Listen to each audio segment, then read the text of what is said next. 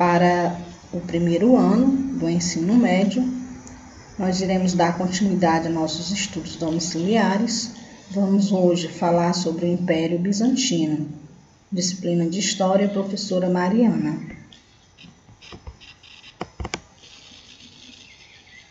A formação do Império.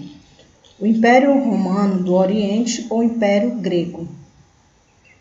Constantinopla é a capital, antiga Bizâncio, hoje Istambul, Turquia, local privilegiado estrategicamente, contatos entre Oriente e Ocidente e a rota de comércio.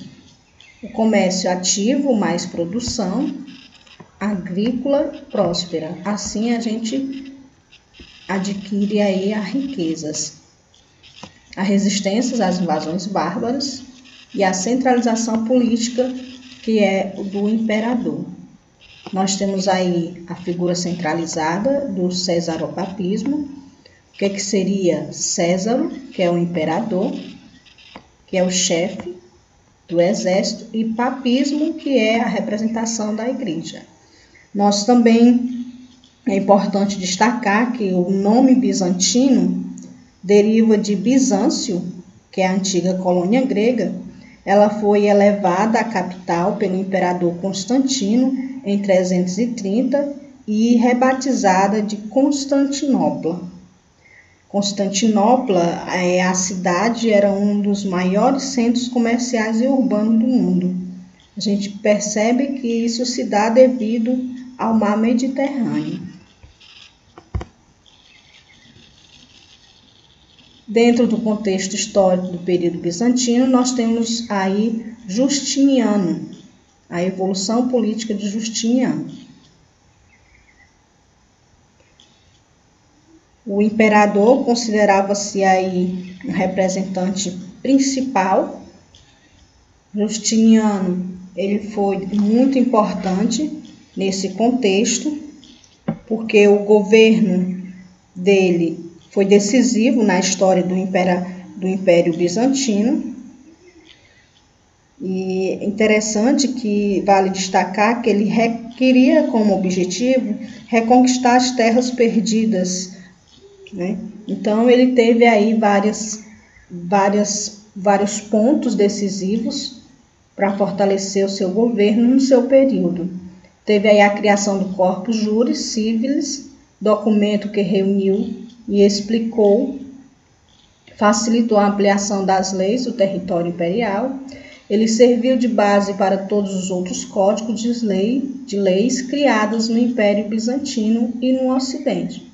Dividido em 4 seções: Codex Justinianus, compilação, juntar, que é as leis; Novella, leis criadas durante o governo de Justiniano; Digesto, reunião de comentários e interpretações de juristas. Era uma forma de tornar as leis mais compreensíveis. Institutiones, reunião de orientação para os estudantes de direito. Então, nós percebemos que durante o governo de Justiniano, ele teve aí essa preocupação com as bases legais da vida em sociedade. Dando continuidade, nós temos aí esse mapa que mostra a extensão máxima do Império Bizantino, de Justiniano. Essa extensão se dá devido às guerras, né?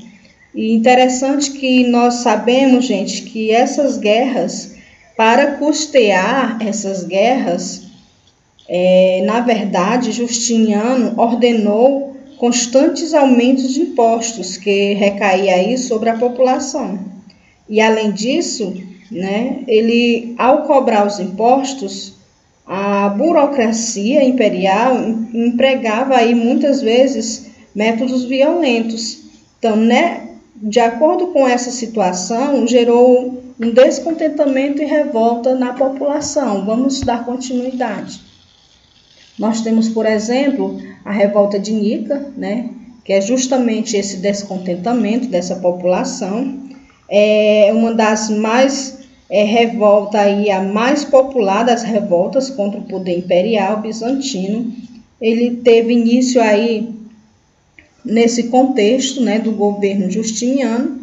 Na verdade, era uma corrida de cavalos que tinha nesse momento, nesse período, e aí o governador ficou em meio a contrariar a população nesse período que aconteceu esses conflitos, né? Acontecia aí esse momento desse jogo que na verdade era um hipódromo, né? E o estádio nesse período estava lotado de torcedores que dividiam aí entre as torcidas de verdes e tendência popular azuis. E foi nesse momento que houve essa revolta. A revolta e houve a violência que se espalhou aí pela cidade. Mas aí o imperador ordenou uma cruel repressão, gente, que ocasionou aí um incêndio gigantesco e resultou na morte de 35 mil rebeldes, né, nesse período aí dessa revolta. Dando continuidade, nós temos aqui os impostos. Essa revolta deu-se início devido a esses impostos, esses altos impostos. A evolução política. No Império Bizantino, nós temos aí a economia baseada na agricultura e comércio marítimo e terrestre. Por isso aí a sua grande expansão, né? O comércio marítimo facilitou muito essa economia. A sociedade é heterogênea. Destaque aí para a zona urbana. O que seria essa sociedade heterogênea? Na verdade, gente, é uma sociedade desigual, né? Essa sociedade que tem diversidades e desigualdade também. Nós temos também, dando continuidade, a política, que é a teocentrismo, que é justamente a figura centrada aí de César, né? César, o papismo. César o que se mantém aí como poder, né? Nós sabemos que o imperador considerava-se um representante de Deus, era uma autoridade maior em assuntos terrenos e espirituais, e César, na verdade, tem um título, né, bem forte, porque o imperador era visto por seu povo como uma divindade, uma figura sagrada. Ele tinha um poder aí absoluto. Vamos dar continuidade. Nós temos também a questão da iconoclasta, né? Na verdade, o que vem a ser essa questão iconoclasta, gente? É porque a figura do imperador, ela vem divergir aí com a igreja, né?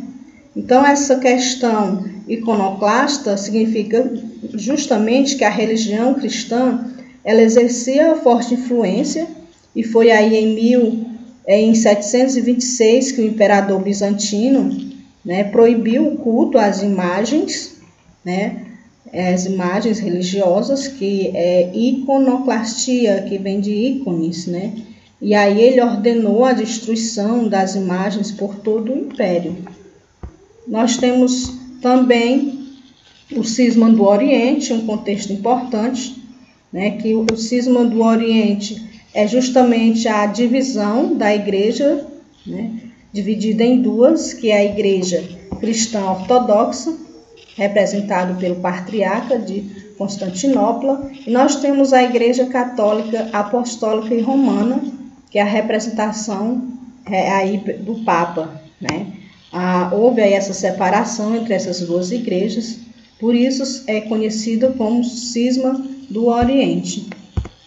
Dando continuidade, nós temos aí, falando sobre as artes bizantinas, uma belíssima arquitetura, né? A Santa Sofia, Basílica de Santa Sofia, é um dos grandes exemplos da arte bizantina, demonstra aí o poder grandioso do Império Bizantino, construído em 532 e 537, para ser a Basílica de Constantinopla.